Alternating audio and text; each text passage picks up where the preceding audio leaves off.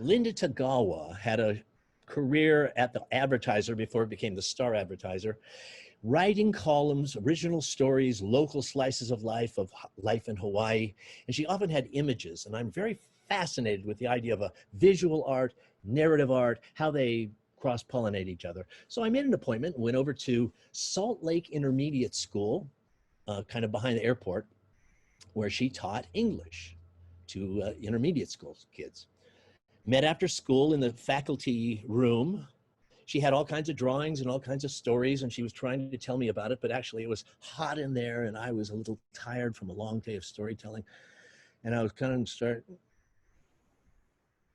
to nod out. And she said, Jeff, why don't we just talk and be friends? Linda Tagawa started to tell me how she's trying to inspire her students to write well, of course. And that one of the ways she does it is they're just about to go, she was giving the example, going away for Thanksgiving, she said, I want you all to write me a story over the Thanksgiving break about something that you care about. She could tell from their expression. What? You know, something that moves you, something that's important to you. I want to hear it in a story. I don't get it. Like what? So she would tell the students about her own story. And her story was about a shelf she has in her house. And on that shelf, she has certain objects which have great meaning to her. She was telling me that she was a single mother, raised a son, very difficult. Divorce was hard, not much money, made her way through the life. And her son was incredibly good at athletics. And he got a scholarship to go to Washington State for football. And that she had sent him away to Washington State and had felt dejected and alone in her house. One night the phone rang, ring, hello. Sorry to report, Mrs. Tagawa, but your son has had an accident. Like what? He was at a party with a bunch of other freshmen. He had too much to drink. He misstepped. He fell over the railing 2 floors, landed on his back and broke it. We're sending him home on the plane tomorrow.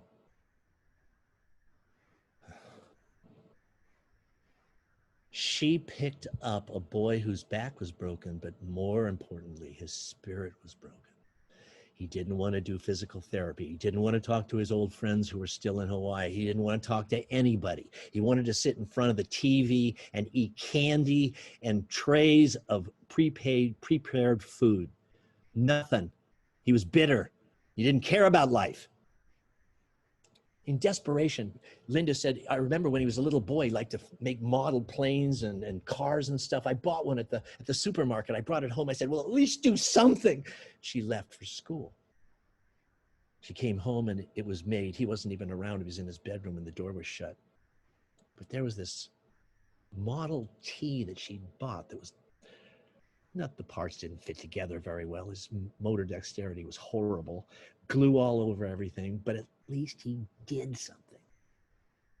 So she bought another one, an airplane. He did that, and then more and more. And pretty weeks after weeks of the models sort of piled up, and pretty soon he was doing more things, and he was talking to his friends, and motion started to come back in. He started to do his physical therapy, and he started to feel good, and he started to have laughing, and his humor came back, and things started to move. And one day she came back from work, and she said that he said to me, Mom, I called the University of Washington. They're going to reinstate my scholarship. Half. I'm leaving in 3 weeks. And 3 weeks later, she walked into his bedroom and watched him put his knee up on a box, holding the string, tying it easily and agilely. And she just started to cry. He turned and she said, is there anything else I can do? And he said, yeah, Mom. You can open this present. And she took the lid off of a shoebox. Inside was that glue spattered, not too well done Model T. She said, I put it on my shelf to remind me that very long journeys can start with a simple task, and not to ever lose hope that you can make things better. She said she looked at her class. They were still like, I don't have anything like that. Well, then write to me over Thanksgiving about what you want for Christmas. Oh, I know that. They all left out. As soon as they came back from Thanksgiving break, a pile of papers. In that stack of papers from all those kids and all the things that they wanted for Christmas, there was one. She said it came from a student, Vietnamese immigrant student, two. Two was so quiet. The last one in the class sat in the back row and was the first one out the door. This was the second year that she had him. He hardly had said a word to her for the whole first year. And there was his story. In a sketch, the story, bad English, she said it was painful to read. His father was a general in the South Vietnamese army. They lived in a penthouse, beautifully adorned. They had servants and maids, a dog. Grandma lived with them. And one day their father came home and he started pulling all the furniture down 3 flights of stairs onto the streets and was selling everything they owned for as much as he could get. Any price was accepted. Things were moving out. They had to get on that boat and leave.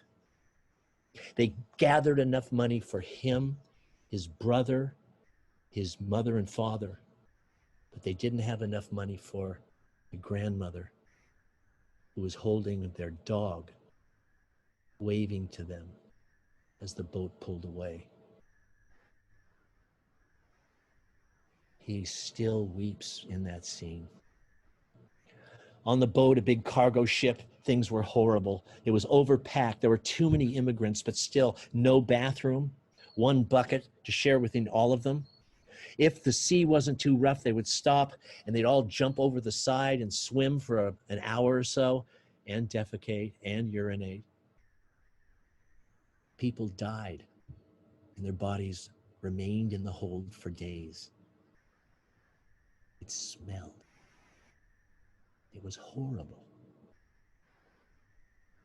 3 weeks can be a long trip under those conditions.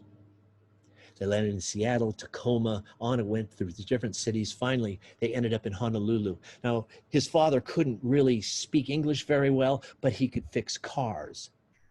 So he'd gotten a job as a mechanic in the Salt Lake 76 station.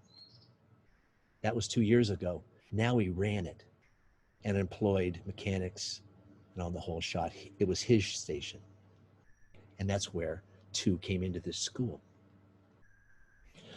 What he wanted for Christmas was a peaceful dinner with his family at home with no guns, no planes, no bombs, no shooting.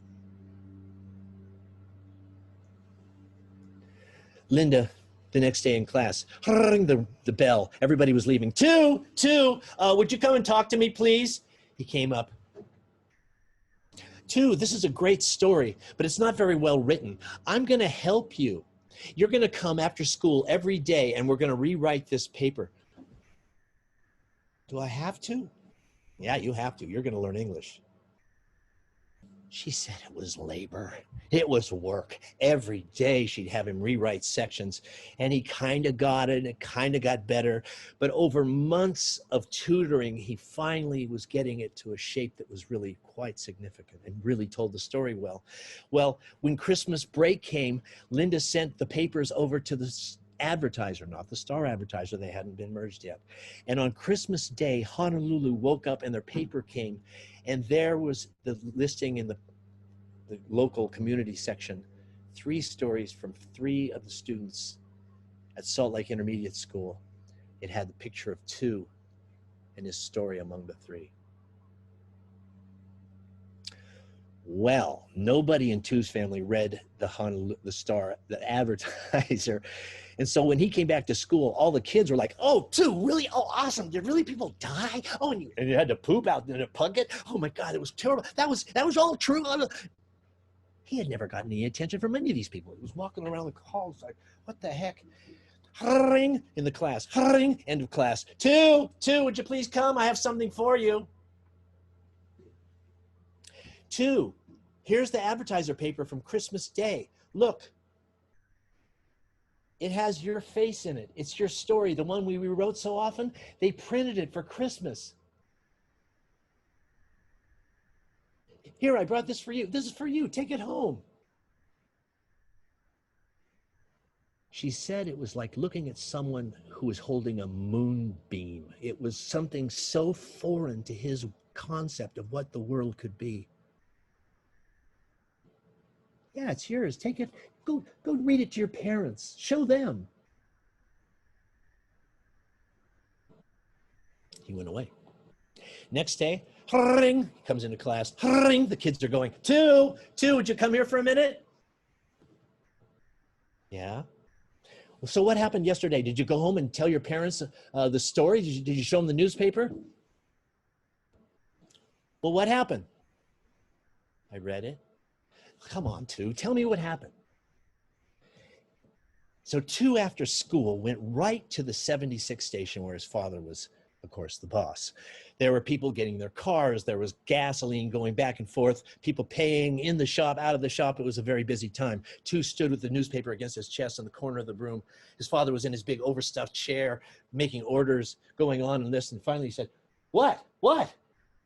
Two turned the newspaper around and showed him the column that had his picture in it. Stop everything. The father called in his mechanics, called in the people whose cars were being serviced, called in the people who were getting gas, and made them stand in his office and said, read it. And while two read the story of their immigration, the horrible trip from Vietnam to Honolulu, his father sat in his big chair, weeping, kept saying, my boy, my boy.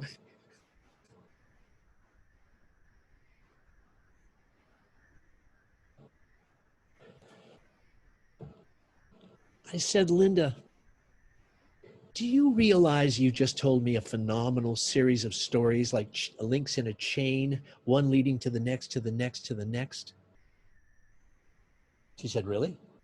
I said, yeah, think about it. First, there's the story of you and your son and that Model T. Then there's the story about the assignment, and then Two's story, and then the story of you helping him, insisting on it, giving it to the advertiser, that it was read by all of Honolulu. Then you gave it to him. He took it to his father, and his father wept.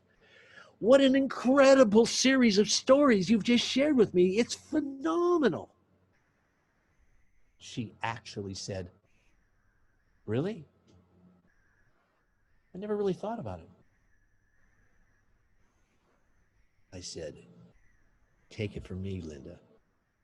That's a really beautiful set of stories. And since it went inside my head, and I'm a storyteller, and since these are stories to inspire, it's been my privilege to share Linda Tagawa's story of two with all of you.